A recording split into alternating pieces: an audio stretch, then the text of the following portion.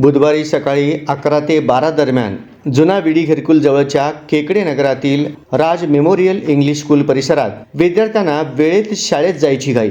पण बुधवारी नेहमीपेक्षा चित्र जरा वेगळेच दिसून आलं. हल्ली या शाळेसमोरील रस्त्यावर प्रचंड प्रमाणात वाहतूक असते आणि त्या जड वाहतुकीनं सर्वसामान्य नागरिकांना भयभीत केले आहे. जुना विडी घरकुल संभाजीराव शिंदे शाळेपासून ते केकडे नगरापर्यंत जाण्यासाठी किंवा येण्यासाठी तिथे असणाऱ्या शाळेतील विद्यार्थ्यांना व नागरिकांना रोजच तारेवरची कसरत करावी लागते. कारण घरकुलमधील मुख्य रस्ता हा अनेक वाहनांनी व वर्दळीने गजबजलेला असतो. वेळ सकाळची असू दे किंवा संध्याकाळची, त्या रस्त्यावर नेहमीच वाहनांची प्रचंड गर्दी असते. त्यात शाळा सुटली की विद्यार्थ्यांची व त्यांच्या पालकांची गर्दी दिसून येते आणि त्यात संबंधित रस्त्यावर प्रचंड प्रमाणात झालेले अतिक्रमण. त्यामुळे हा नवीन झालेला रस्त्यावरील दुकानांमुळे व अतिक्रमणामुळे आणखीच अरुंद झालेला. अवघ्या 1.5 किलोमीटरचा रस्ता पार करण्यासाठी दुचाकीस्वारांना 15 मिनिटे मोजावे लागतात आणि ही स्थिती रोजचीच आहे. याकडे कोणाचेही लक्ष दिसत नाही, कारण सध्या नगरसेवकच नाही. भावी नगरसेवक किंवा नेते लोक म्हटले तर ते शिबिर घेण्यात व सभा समारंभात व इतर कार्यक्रमात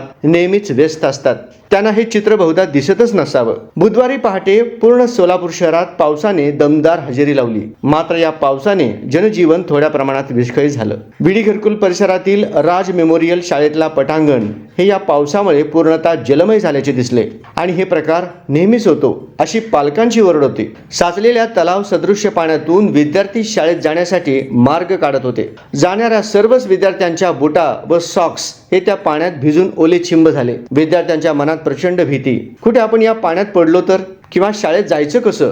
एखाद्या ग्रामीण भागातील किंवा खेड्यातील दृश्याप्रमाणे हे चित्र दिसत होतं. शाळेतील प्रशासनाने याकडे लक्ष देऊन सोय करायला पाहिजे होतं, अन्यथा इतका त्रास विद्यार्थ्यांना झाला नसता, असे काही सुशिक्षित पालकांचे म्हणणे होते.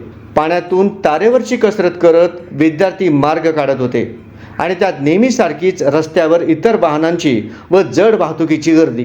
या प्रकारामुळे आपला पाल्य सुरक्षितरित्या शाळेत पोचतो का याचीच भीती पालकांना सतावत आहे. या प्रकारास जबाबदार कोण? उत्तर मात्र सोलापूरकरांना मिळत नाही. हेच सत्य. प्रतिनिधी लोकप्रहार न्यूज, सोलापूर.